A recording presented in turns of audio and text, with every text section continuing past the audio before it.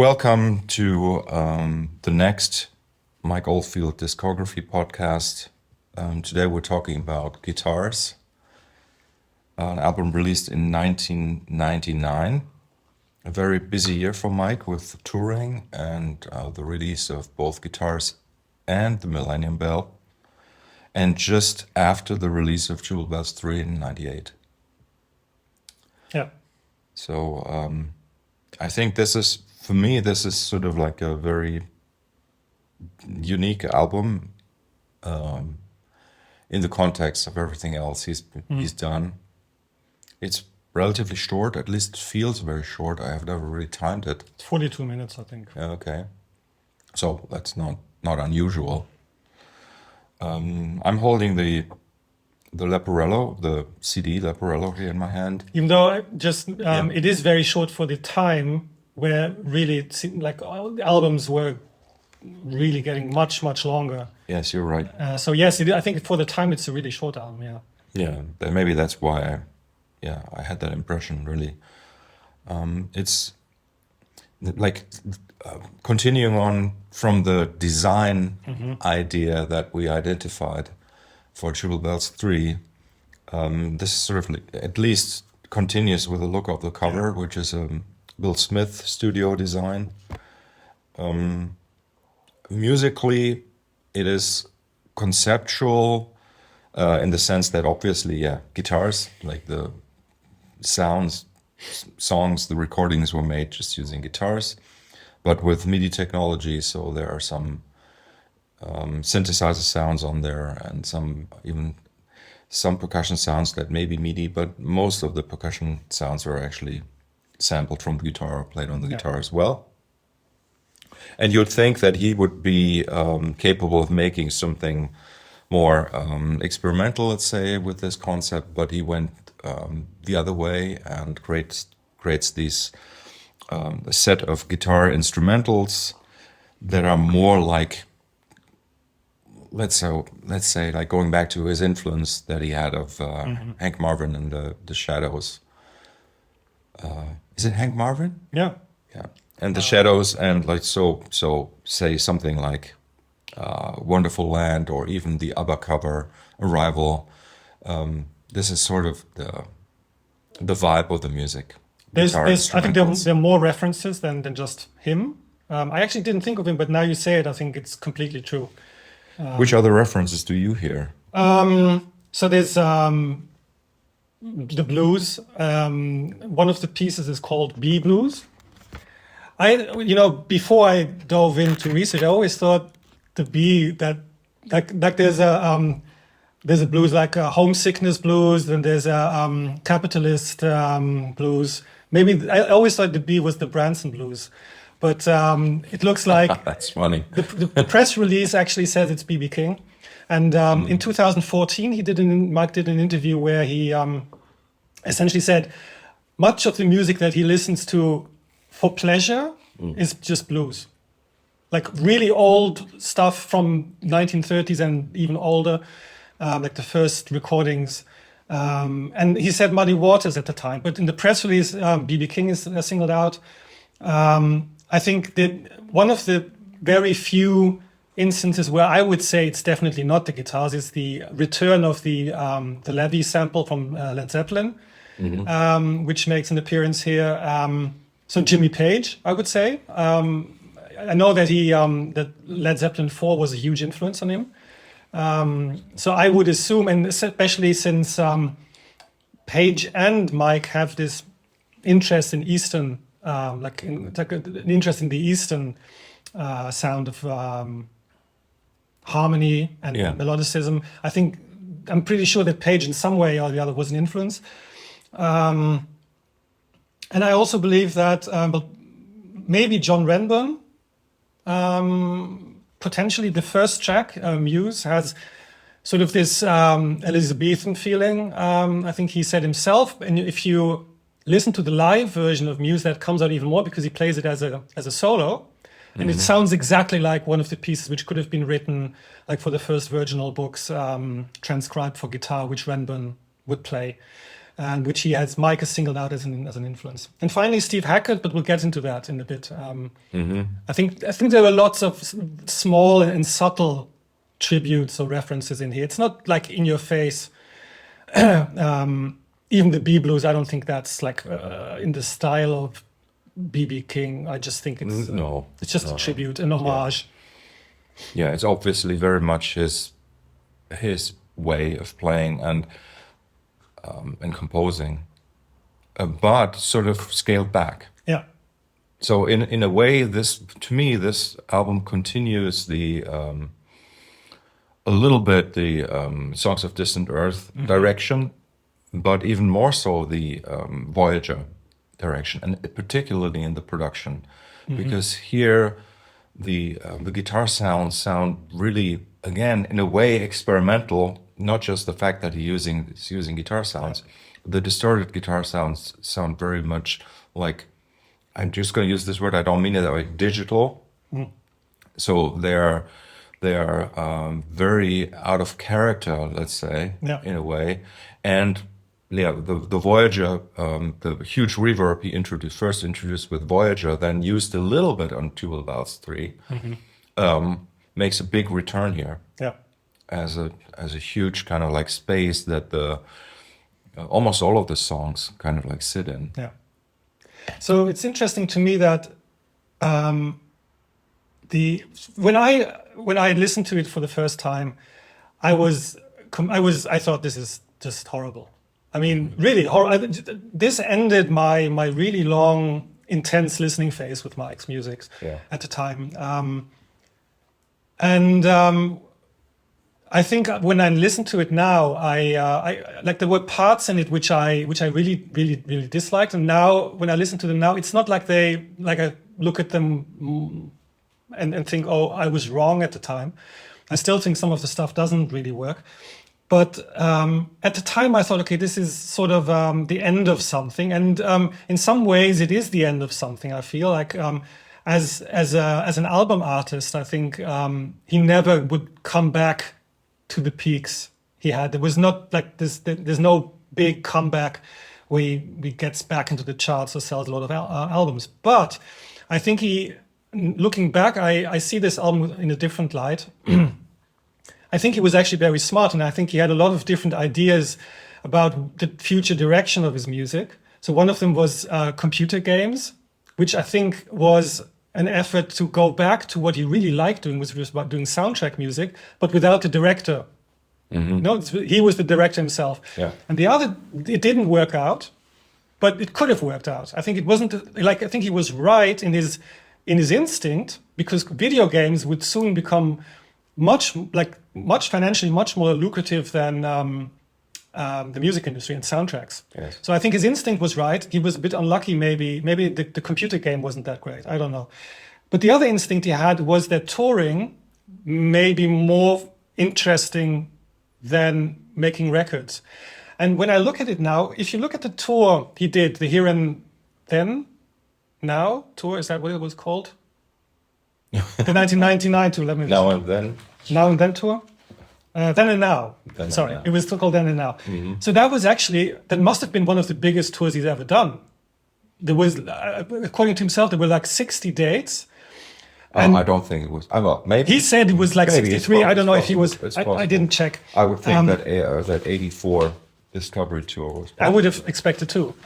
But it was very successful, and I think. But the material he played on the tour was, so he starts off with Songs of Faith and Devotion, then he goes into Songs of Distant Earth, not Songs of Distant Earth. Sorry, yes, that's the wrong band. Sorry, yes, and then he comes to a section with guitars, and then Tubular Bells 3. Yes, and in between he has a few crowd pleasers, Armageddon, and Shadow on the Wall, and I think the way when you listen to some of these gigs, some of which were played in Poland as well, I think Czechoslovakia, so you had an entirely new audience which fell in love with this music. If you listen to them, I think I see this album as written for that tour, to fill certain gaps in the track listing, and they are perfect for that. Like I said before, like Muse, he plays it on acoustic solo. It's amazing. Sandwiched in between Summit Day, where he goes all out in the live version, and Kuchisi. And there you played a bit of the music, like to get into the mood before starting the recording of the podcast. And you can see how there's themes which are carried over from like some of the like Tubular Bells 3 to this one. I think he really composed a set list here.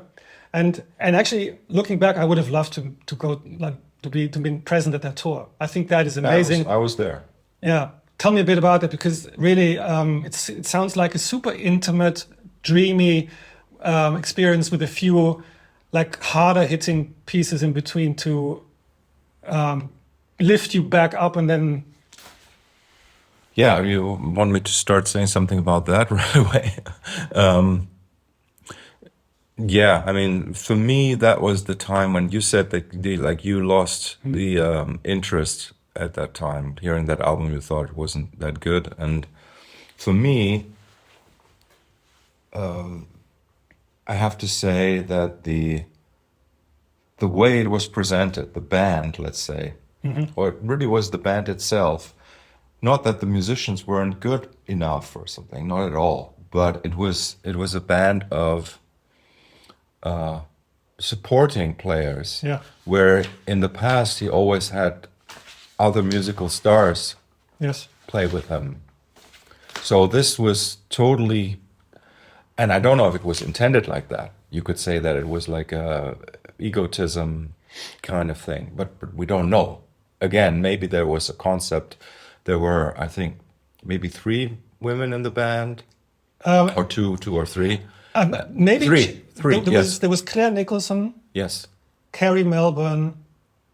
And Pepsi. Yes. So conceptually, that kind of like, I think it's great. Yeah. Like it's a good idea to kind of like turn things around. You know, it's to not have a sausage fest. You know, on stage. But I think like in combination with the set list, I felt it was lacking. I think that had that band played a more classic Oldfield set list, it would have worked better.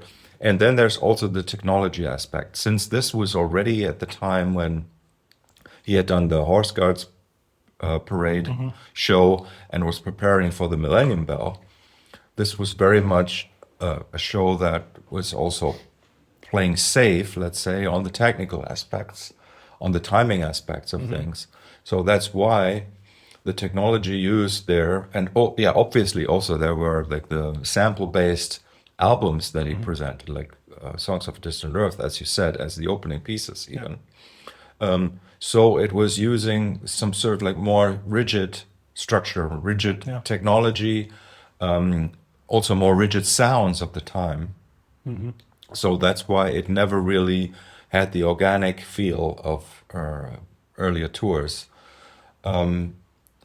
Also, like I have to say that I went to the show in Bielefeld, Germany, with a group of friends, and I don't know if that may also have influenced how I experienced the show. And I should have gone there on my own, I think. So was their response rather muted? I think so. Yes.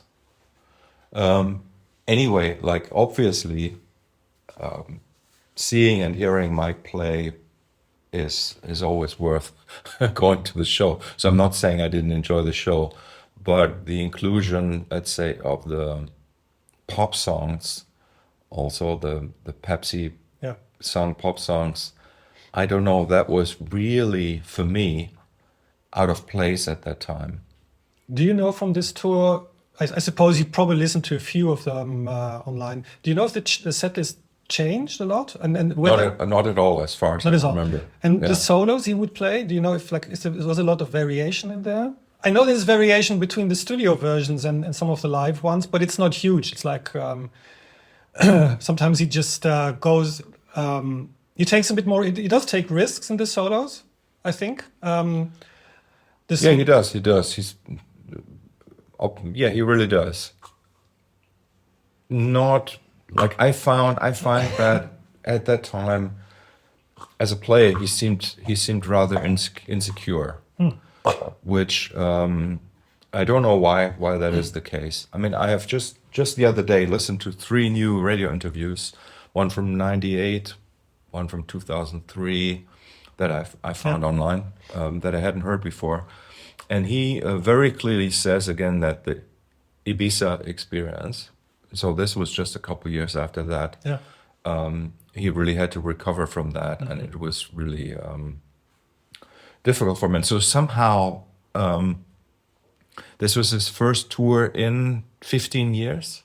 No, well, not Tubular Bells 2, obviously. Yeah, that was his. But that was sort of different. That was him playing with an orchestra, let's say. So this being a band tour is something he hadn't done for a long time. And to me, within the it's always this kind of thing. And anyway, I don't think it's the fault of anybody, but Mike also needs some sort of counterpart in order to be energized, to play well.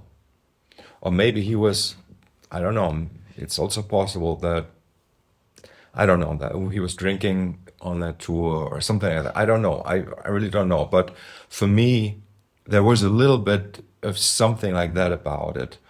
I appreciated very much that that they pulled off that finale of Omadon. Yeah. And there are pretty good recordings of that as well. Yeah. And I actually think some of that is like technically better than some of the stuff you did much early on live. yeah, technically better. I don't know, but it's using technology, right? In the sense that. Yeah.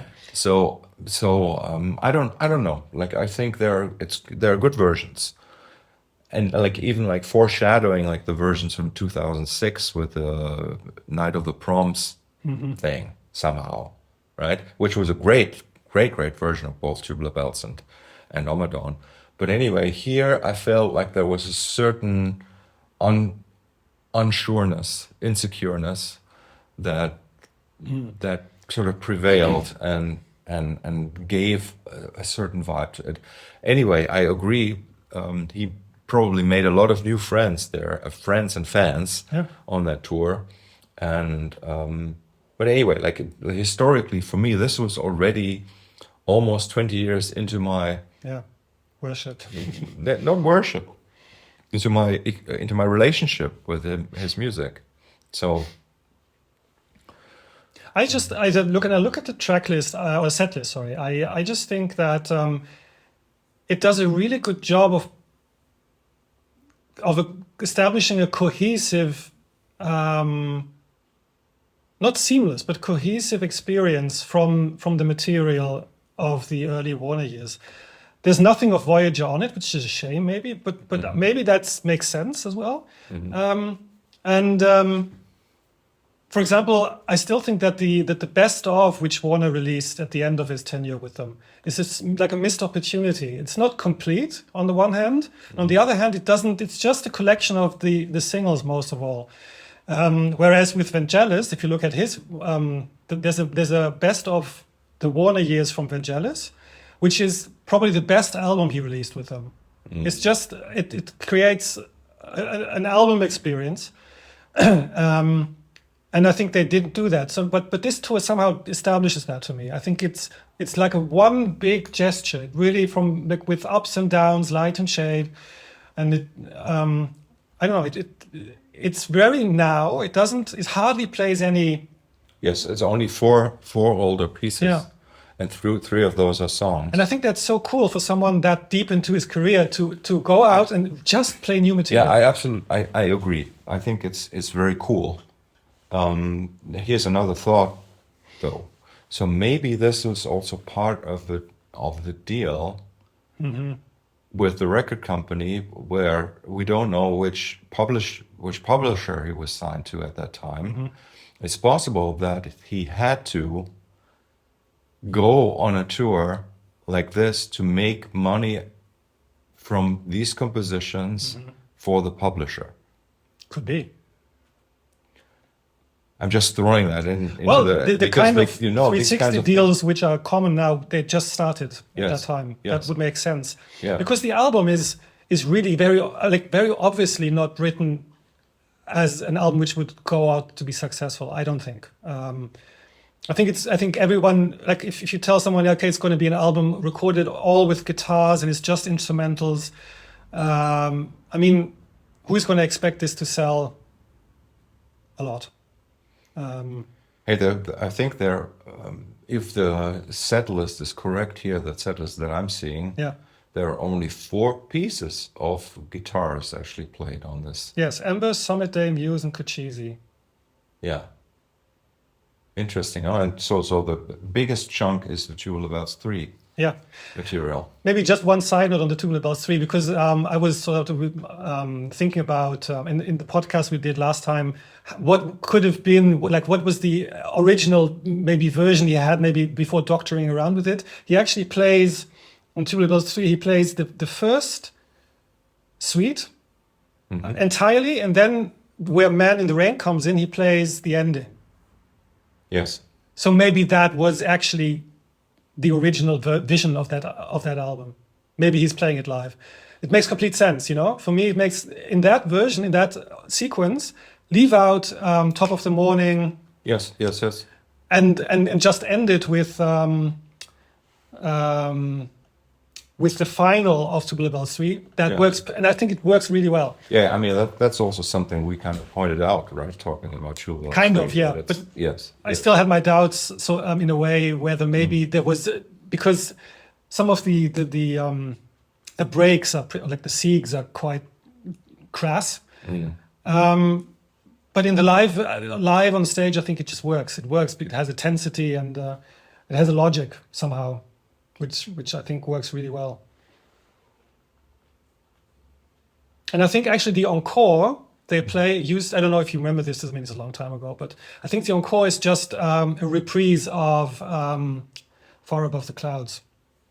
And they just think they played again. Yeah, Secrets and Far Above the Clouds, yes. Which is also kind of it seems lazy, right? Seems lazy, yes, I agree. Yeah. And, you know, like looking at the set list, there's only been 2 other songs, Moonlight Shadow and Family Man, in between. And then comes the reprise of Secrets and Far Above the Clouds. Yeah. It's a little bit strange. So anyway, it kind of adds to the feeling, let's say, that I had looking at these facts. And really, it was 35 shows. Okay. Only that. So that's interesting. I'm pretty sure he says it in an interview. So that's a very. Yeah, maybe that's maybe what they had. Maybe that's what they had planned. Maybe that's what it felt like to him. Yeah. I guess the band was probably super capable and like maybe probably super well rehearsed, and it's also possible that sort of the team of the sound people or something kind of contributed to the fact that it didn't sound as good as I thought it could have. Yeah. Yeah. Or maybe there was some moment of maybe they already had to save some money, make sure expenses aren't getting too high, and so, like with this, I don't know. What he says, by the way, this is maybe it got better during as they went along, but he says in Dublin that was his best ever gig. Like he says, the people in the audience were absolutely fucking bananas. It was unbelievable. I don't think I've ever experienced anything like it before. They wouldn't let me off stage. That's wonderful. It's wonderful. It's also interesting for like this kind of material. Yes. Yeah, that was 15th of July, 1999. Okay. And I saw the band and like 27th of June, 1999. Who knows what happened in between? Yeah, I mean a lot, because the whole Spanish leg of the show was between that. So, and that must have energized them and changed things quite a bit, I'm sure. I think in between, wasn't there also this where on one occasion they played to almost 100,000 people? That was the big one, I think, in Madrid. Okay. Anyway, dude, we Yeah. haven't talked about the album yet. No, the thing is, as I said, I think it was written for that, and that's maybe, and it was also written, as you said at the beginning, in a very, like, an incredibly active time. Like, Tubular Bells 3 just finished, then he goes into recording this album. On the side, he's composing the Millennium Bell, which is not just an album, but it's a huge project. Yeah. He's working on the computer game, I think already started. I think he also has some financial issues which need to be sorted out due to the problematic sale of his house in Ibiza, where he sort of fled the island. I think, as I said, I was disappointed at the time. I don't think time has mended my issues with it, but what I do think was bad on my end was I think there are genuinely incredible moments on this. I think the first 4 tracks are great, and Yes. they have 2 of the best pieces of his 90s period, to me at least, with Muse and Summit Day. I think those are Yes. incredible. Yes. There's more great stuff later on in the album, and I think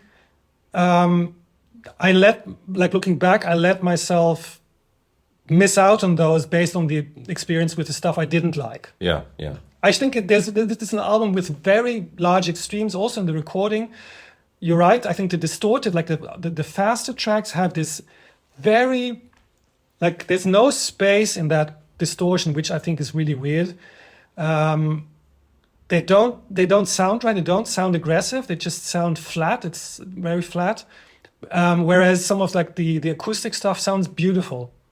And in B Blues, at the end of B Blues, he actually switches back. So he goes from the distorted part into something which has more room acoustic, and it Yes. instantly sounds so much better, I think.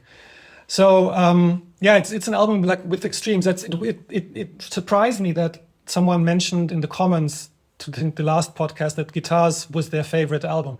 That's interesting to me because I can hardly imagine that you like one part of the album and then also like the other, like don't dislike the other. Yeah. I agree that Summit Day and Muse are really, really beautiful pieces. And Summit Day has this little technique that goes back to Hergest Ridge, actually, where he's layering the pokey, short acoustic guitar tone with a sustained lead guitar.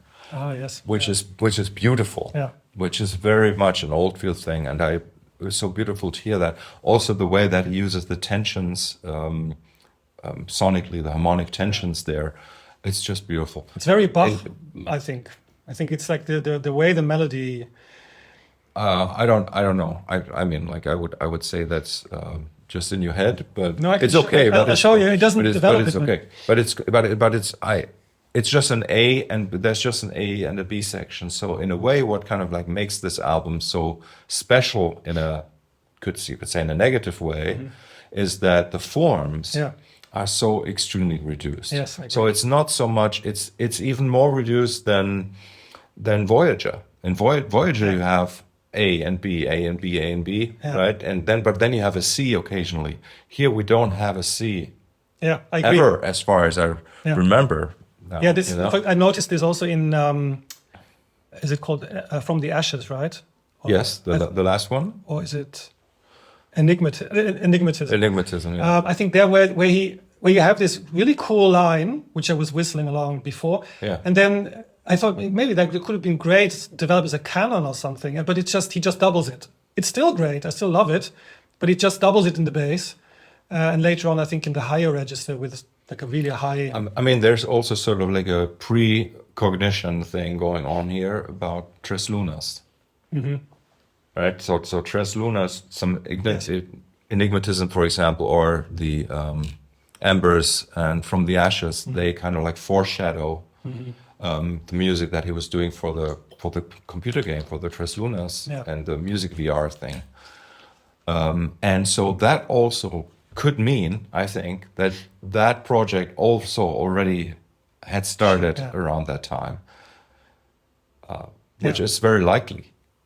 Right, so that would also explain why he is spread so thinly, both with the live shows and the albums and everything, because he was doing 3, 4, 5 things at the same time. Yeah, it like I think the ones where there's distortion, like the more aggressive, faster ones, they sound like the sort of material you would find on a bonus disc, where they'll show you alternative versions or demos. They just don't sound finished. I think it's the only time where you can actually hear them jamming in a way. You know, like Out of Sight, that's really a jam. That's just him playing solo on top of a backing, which is rare. And I guess could imagine it's interesting if you're playing like a guitarist and you play the instrument, or you would like to hear him more in that vein. But it's very rare, and it just doesn't quite sound finished in the way, like maybe it could have gone somewhere more interesting. Yeah, but I remember that I didn't really ever follow up properly, but the sound engineer who worked with him on this album and also on Millennium Ball, I think, was Ben Darlow, who's also worked with Jacko, Jack Chick, who later, was in King Crimson too. Yeah. And I remember when I was producing the album Escapologist for the artist Tova, that was in 2007, I think. We wanted to make a cover version of Islands.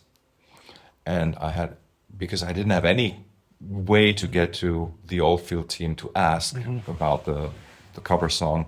So I think Ben Darlow was the contact that I eventually kind of like had an email exchange with, and then found the publisher and was able to write to the publisher. And then in the end, we decided not to do that cover. But anyway, there is a certain of the time feel to this production, and like I said, there is, and this is not. I think everything here is by choice, right? This is important to say. But in terms of the guitar tones, it is very unique. Where a lot of people, I'm sure, like guitar fans won't like it, and I think that is again, that is such a in a way such an Oldfield thing to do. Yeah.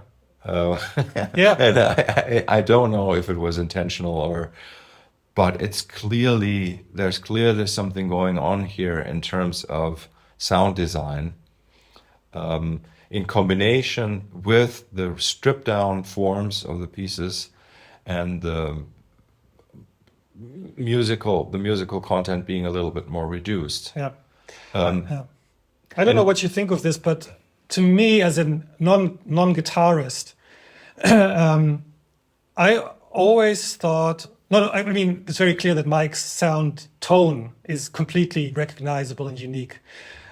But I think maybe that's something which also bothers some other guitarists, is that his sound and his tone are always a combination of performance and material. Like the technology has always, like pedals have always played a part in the way he creates his tone, and in a way, I think there are albums, like if you wanted to hear Mike Oldfield play guitar, I probably wouldn't recommend guitars. I would probably recommend another album. Yes. But in a way, this is the album where that combination of technology and technique is most apparent, because every single one, almost every single piece, uses technology to a very high degree. So he's almost taking his approach to over the top. Yes. And there's something like Out of Mind, which I think is like, I know some people actually think this is the best piece because it's most Oldfieldian. Out of Sight. Out of Mind, actually. I think that's the Rolling Stone track. Yes. Yeah. So that, like, funnily enough, like, a little bit like Irene on Man on the Rocks, which is sort of like the Rolling Stones track. So and it's also the second to last track on that album. So I'm just thinking that, is it almost like a caricature?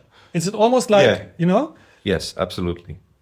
So maybe that was the idea, to not just layer guitars, not just use them so you replace other sounds with it, but to actually take his personal way of playing the guitar to an extreme level by going all out on the effects. I mean, he's using this, what's it called, the Roland P8 something? What's the VG8? Yeah, the pedal, you know, the effects, the processing unit actually. The GP8 and yeah, GP8. and the VG8 Yeah. are the two devices Yeah. I used here. And then also the GR55 or something like that. But those he used before, so it's nothing exactly new.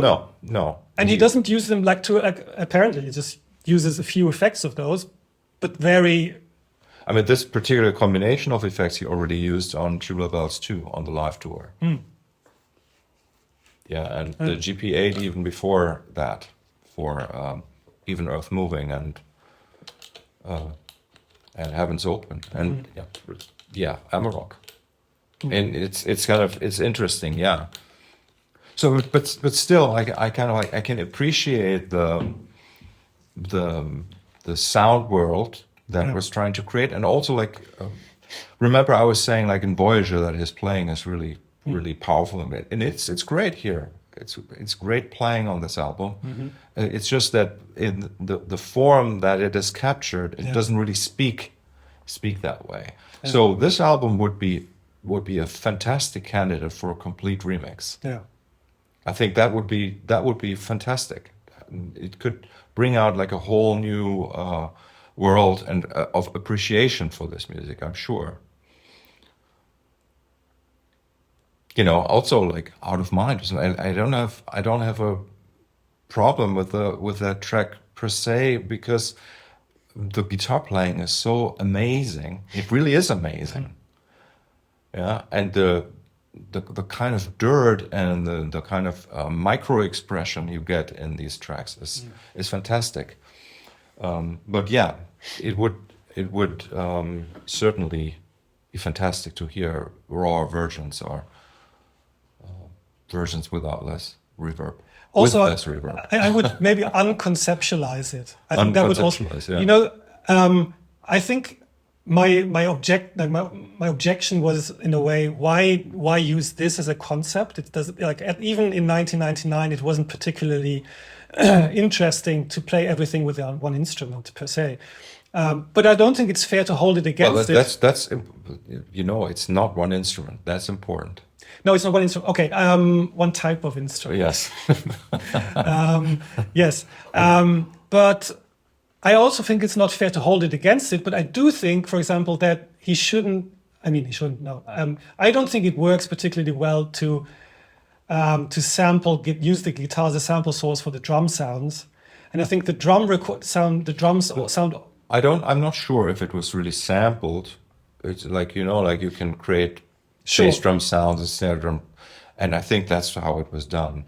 In particular, there is in Four Winds there's the eastern part, and where he's clearly doing like the tabla thing on the fretless bass. That's interesting. The wall bass, and because I read he had the guitar sitar. Sitar guitar is on that, yes, but on the wall bass, which is a fretless bass guitar. He's playing that like the tabla-like sounds, and the tapping on the pickups, and that's I think that's But would you say that the upper tablas in that track are also guitar produced in a way? I think so, yeah. Because they sound exactly like a tabla. I think that's remarkable. But the hi-hats in Kuchisi, for example, I think it's awful. Yeah, and yes, you're right. But then the interesting thing is that the way that those sounds are produced as in mixed,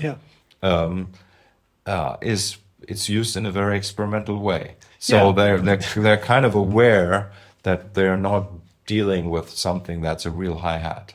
Yeah. You know, it's. But that, for example, I would say is programmed, because you said that maybe some of it wasn't sampled. No, that's not. It's not programmed. I think just the way that it is, whatever, that the expression of it is the one of a MIDI of a MIDI pickup, the MIDI translation, the lag, I see. Yes. So you think he played it live through a MIDI pickup, I think so. and then to create and could be, yeah, that's interesting. I never saw Yeah, that. that's what it sounds like to me. And they, I say they because like he did it with this Bandalo guy, I think. Yeah. This kind of technical limitation that you're hearing, where it's not perfectly in time, it's not sequenced. That's sort of like I'm glad they left it in that sense, right? Yeah. I mean, Because they could have sequenced it, yes, and it would have been perfect. it's super interesting because there was an interview which you also know. I can't remember. It was with the BBC. It was very, very good, but that was on a different album. It was with BBC reporting. It was at home where they're relaxing on these comfortable chairs, you know, and in that interview he says. The one thing he really dislikes, like we said, looking at Tubular Bells, some of the stuff is really simple. It's just 4 or 5 notes.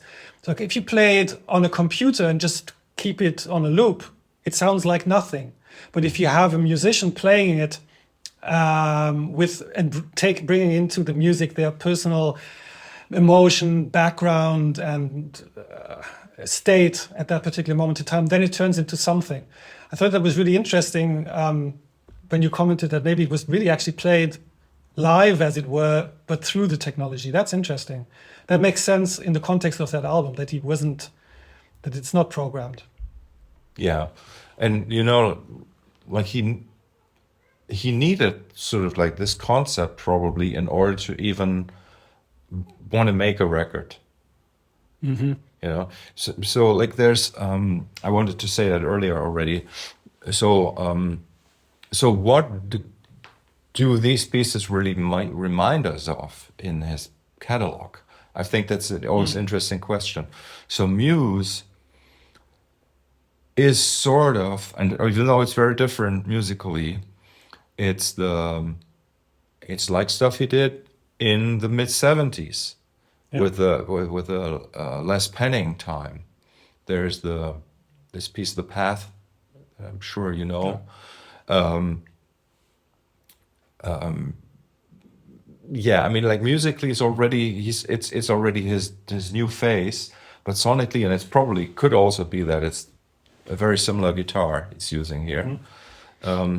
It sounds like mid-70s Oldfield. Yeah. Right. Where then I always thought that would have been great on Voyager. I mean, that would have really have been a fantastic. And it might as well be a track, because I think that all of this time between maybe the whole 90s period, from say 93 till the Millennium Bell, sort of like is one chunk of creation,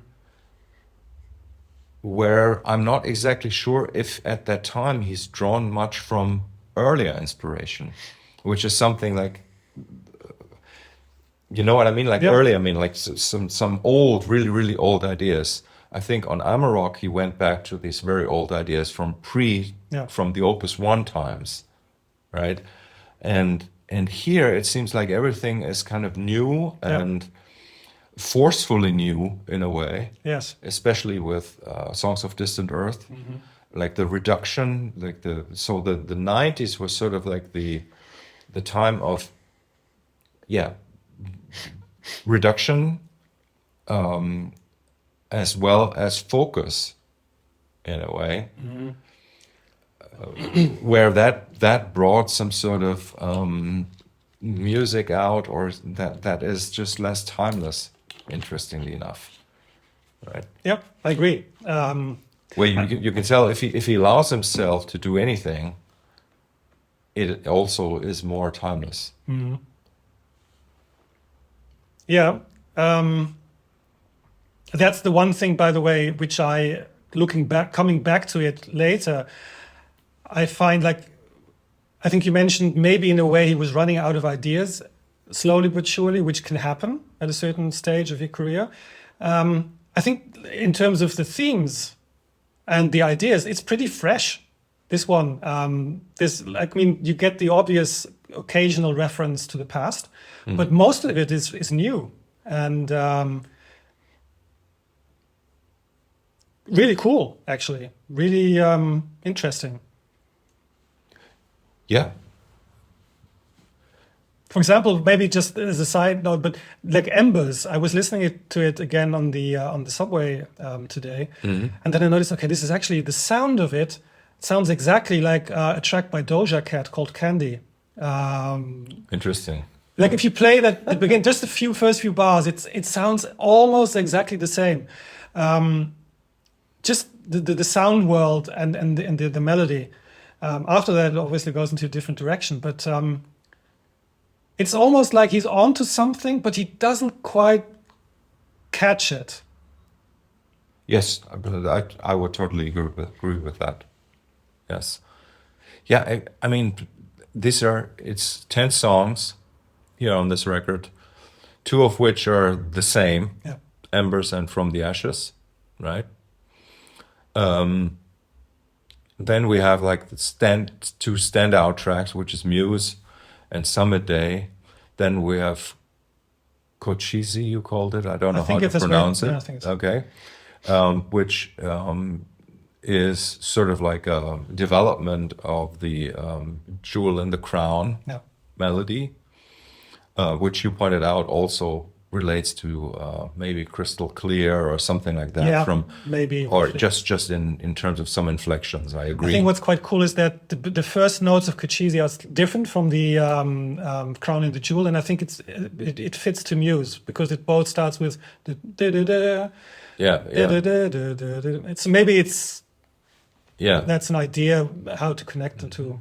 Yes, and it's cool because it has the strumming guitars also, which is something that Mike only used in very particular instances, in very important instances on his music, in the finale of Omadon and Crises and Far Above the Clouds, Do you know which track you said he called out as a reference which he used as an inspiration for this?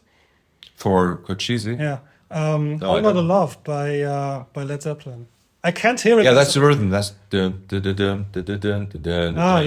It's just the rhythm. Okay, yeah, it's just the galloping kind of thing. Yes. Yeah. Funny. Yeah, but then it's sort of it's good that you said that because the insane reverb on this track really is sort of like a counter. You may be right that this is also some sort of joke. I said caricature. In a way, a caricature, but yeah, it's funny. Yeah, you're right. Like maybe it could make sense that he's really, I don't know. He had to make a record. He needed concept. It was maybe more playful than we think. Yeah. Some of the sounds and ideas get kind of buried in the production. It's interesting because like the Millennium Bell is sort of pristinely produced record. There's absolutely perfect, right? And this one sort of like falls between the cracks a little bit. And I know I was in a rehearsal studio in I can't even remember now. I was south of Rome earlier this year, and the studio owner had this album on his desk, sitting on his desk, and it was wow. What? You listen to this? Yeah, it's one of my favorite records of all time. It's amazing. I mean, I would love to talk to these people. Yeah. And by the way, it has been, like this is one of the first ones to get a repress on music on vinyl. What I hear is it sounds great on vinyl, and I can imagine that sort of the even though it's a digital master for sure, I can imagine that the analog medium adds just a little bit more space to it, which especially in the tracks which are more flat improves it in terms of the warmth and general feeling. Yes. Yeah, I mean, like, is there much else to say? Yeah, there's something interesting about Four Winds, I think. Okay. So I I was always more intrigued than I liked this track, but I really always liked the collage-like approach of Mike's pre-90s work. So there's the Heavens Open, just early 90s, but then the wind chimes. I like that. And this is almost like that in like a tiny bubble, like a 10-minute bubble. But here's an interesting thing. So Four Winds, I always wondered, so you can wonder, of course, what exactly the idea behind this, but there's an interesting thing in that there's Steve Hackett wrote a suite of 4 pieces called Four Winds. Really? Yeah. It was, I think, originally called The House of the Four Winds, which I'm not quite sure if that's true, actually, but that's the name of the novel as well. But It was called Four Winds. So the first wind is called North, the second wind is called South, the third wind is called East, the fourth wind is called West. This is a suite of 4 pieces, interconnected, with breaks in between them, which clocks in at just over 10 minutes. Mm-hmm. And the first wind, the North wind, has exactly the same running time as the first wind on Four Winds by Mike. And the third wind, East, uses tablas as well. So, and there are connections between him and Steve Hackett. So Sally Oldfield, so Hackett was a huge fan of the Sally Angie album. Mm-hmm. And Sally Oldfield played on the Voyage of the Acolyte. Yes. So she sang on that album. Yes. And apparently, I don't know, I haven't been able to find a recording of it, but Steve and Mike played in the late 80s on a Genesis track which Hackett played live. Yes, I remember that. It was with Marillion. That's How I Like It or something? Yeah. It was the Marillion fundraiser, I think, for the anti-Harrian. Yeah. So he played with, there are connections. By the time Four Winds... Also Marillion, some of the Marillion guys were Sally Oldfield's backing band. Oh, wow, I didn't know that. Yeah. That makes sense, actually. Yeah. And I know that that by the time Four Winds was released, like Guitars was released, the Steve Hackett suite hadn't been published yet entirely. There were 2 of the pieces were out on Japanese issues, so it would actually get released later on. But they could have known each other. Maybe Hackett had played it live someplace. I don't know. It seems like a very obvious connection.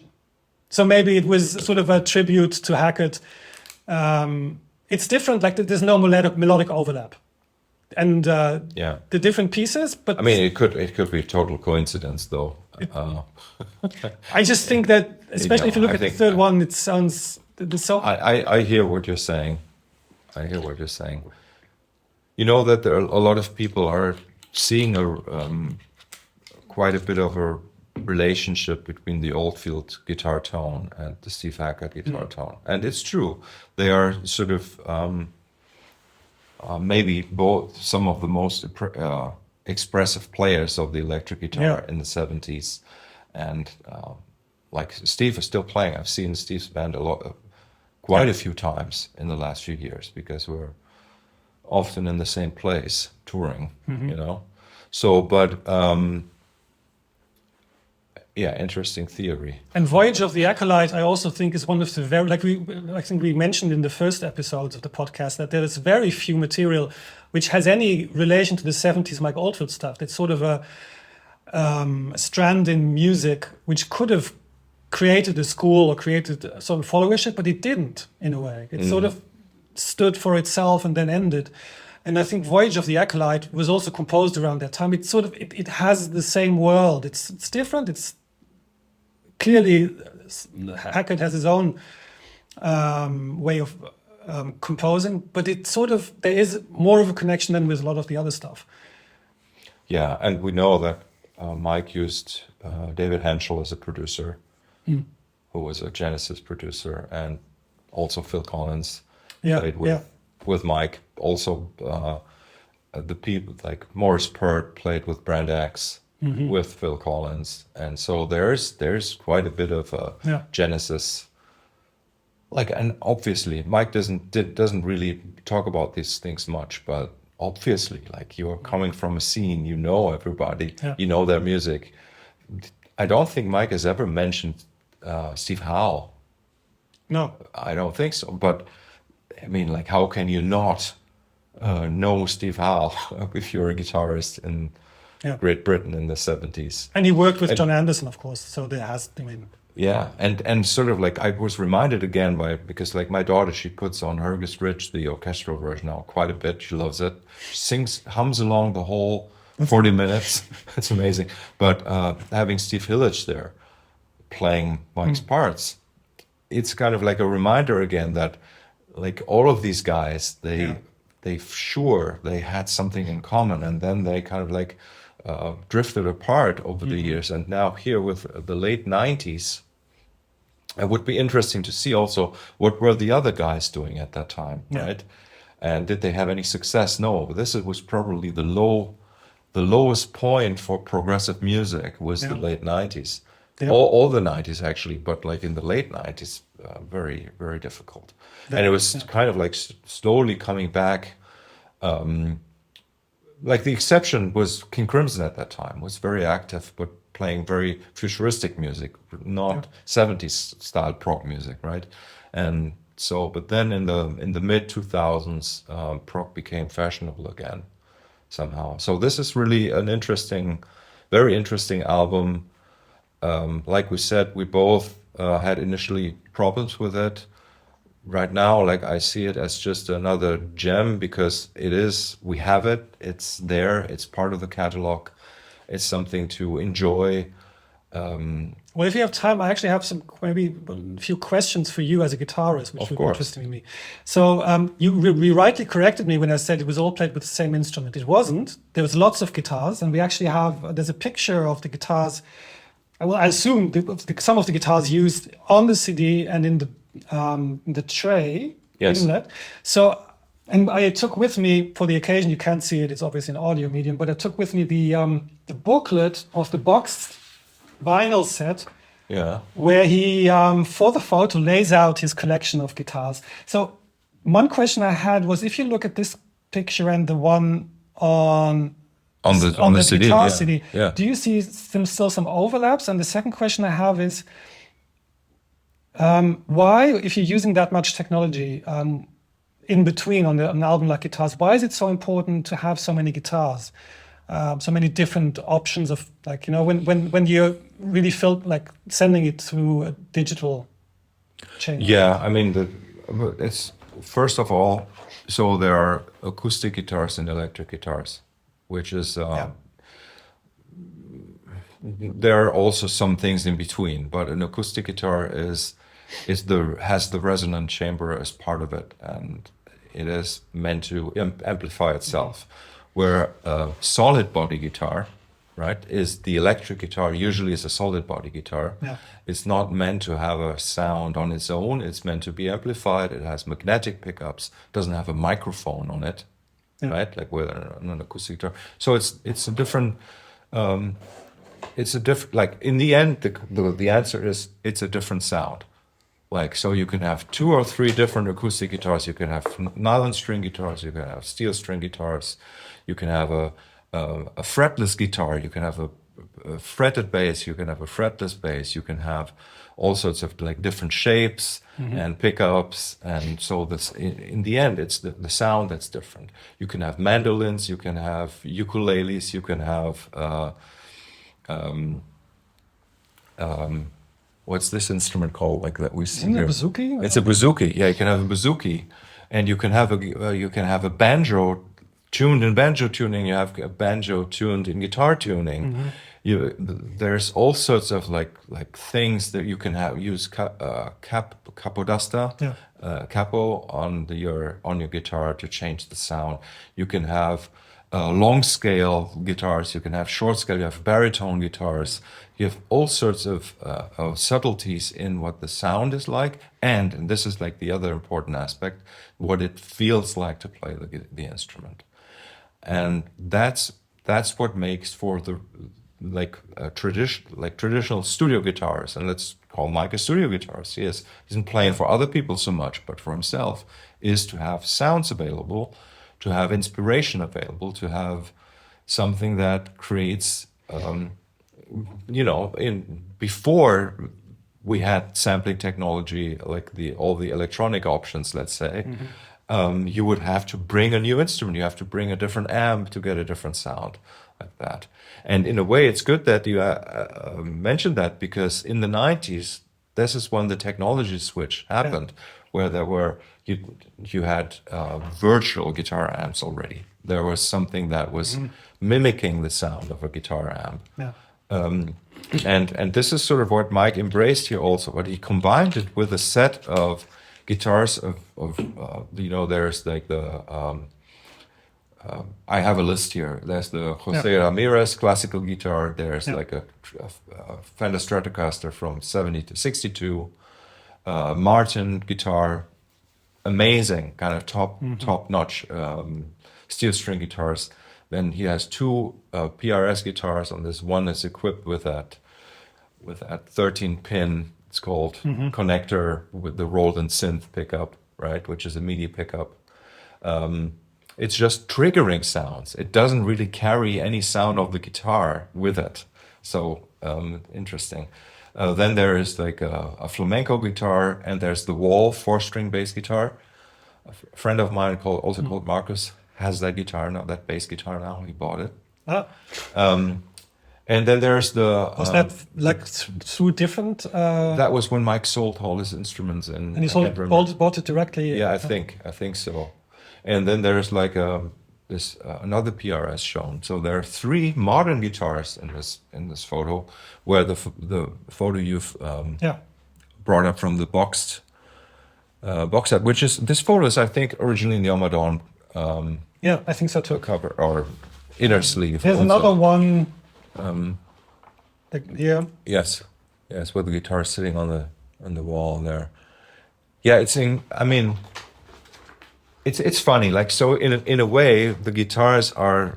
It's the title that it's guitars. The guitars are displayed on the cover. Yeah. But then when you're listening to the music, you realize that the guitars aren't really the feature, and not even the compositions are the feature. In a way. And not even the sound is the feature. In a way, it's sort of like a.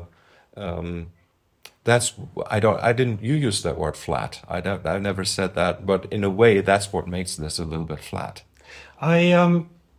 Maybe to continue on that question, what I noticed about the picture in the box set, and also, well, no, actually, this is different. But on the cover, these are almost all acoustic guitars. Maybe semi-acoustic, but acoustic. This one he playing on the guitars cover is also an acoustic one. Whereas I would imagine that actually on the album he plays almost, I would assume, mostly non-acoustic, like solid body. And also on a compilation album, wasn't it called Elements?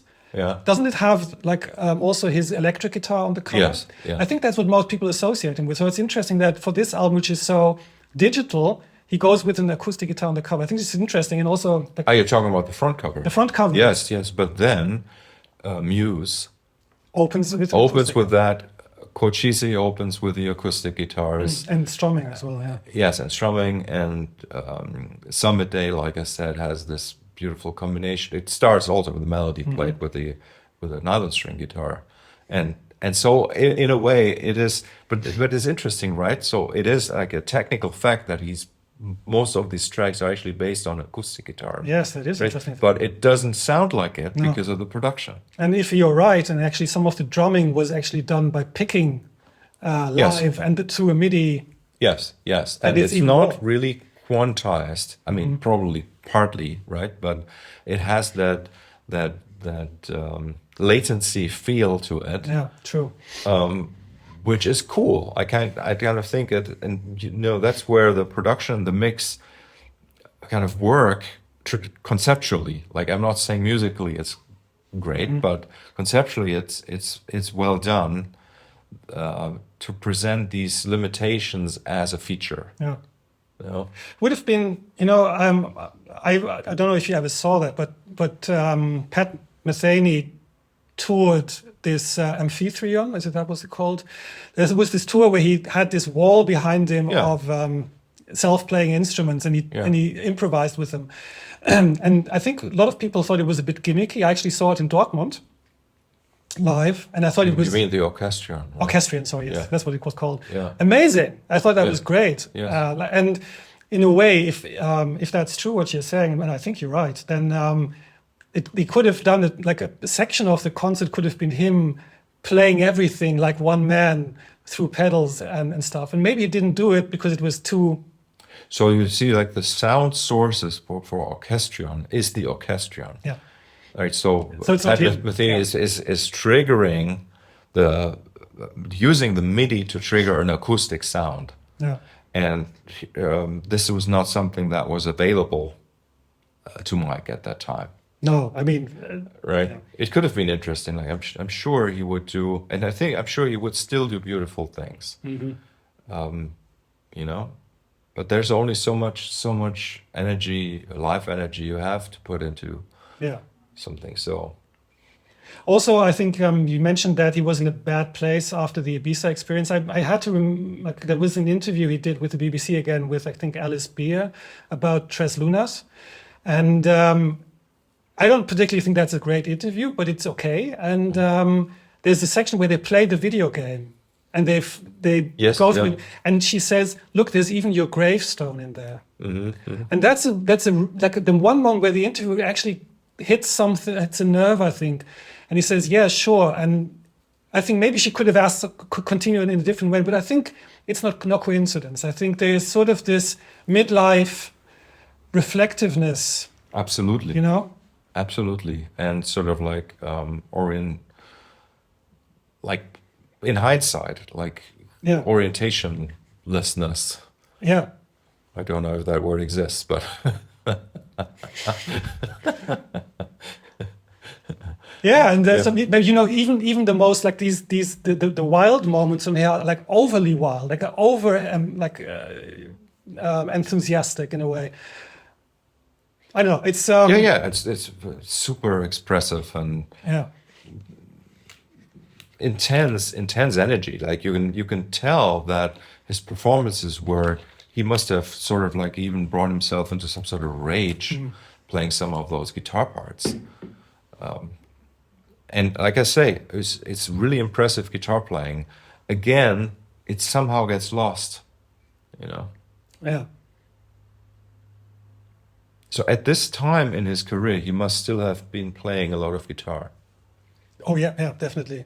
Yeah. The one thing which occurred to me later is that when you listen, starting with Tubular Bells 3, and then actually Tubular Bells 2 to a degree too, but Tubular Bells 3 then, and then up until Music from the Spheres, the piano becomes, I think, more important in his work as well. Mm-hmm. I just noticed that there's a lot of prominent piano parts, and also on Light and Shade, there's lots of beautiful piano. Some of the most gorgeous parts of that album are on the piano. Yeah. And when he does the interview on Tres Lunas, he's actually sitting in front of a piano. And when he does the interview with a Dutch TV channel, he sits in front of a piano. Yes. Yeah. That brownish, beautiful sounding piano. It's really beautiful. He plays it, and there's like nothing, no recording equipment, like expensive recording equipment in between. Yeah. And he plays the Tubular Bells sequence, and it sounds.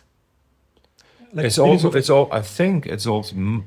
Well, I don't know at all, but the piano used on the Millennium Bell. Mm-hmm. Could be. It sounds amazing. Yeah. So, anyway, that's. I think that's it for this album, right?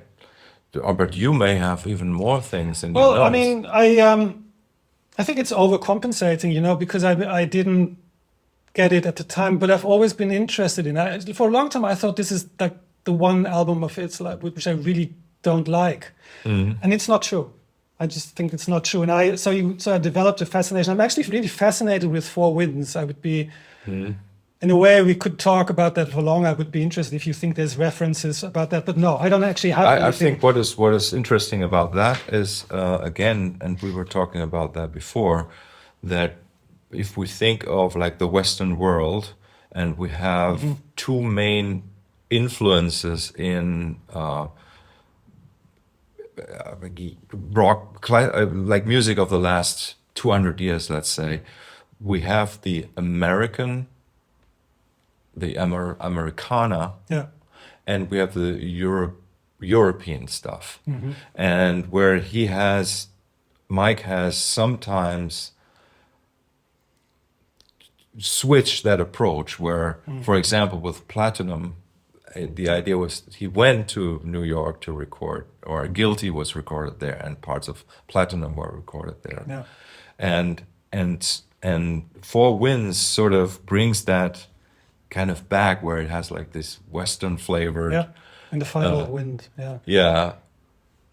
kind of thing, which then again, I mentioned that is sort of also going back to his love for the shadows.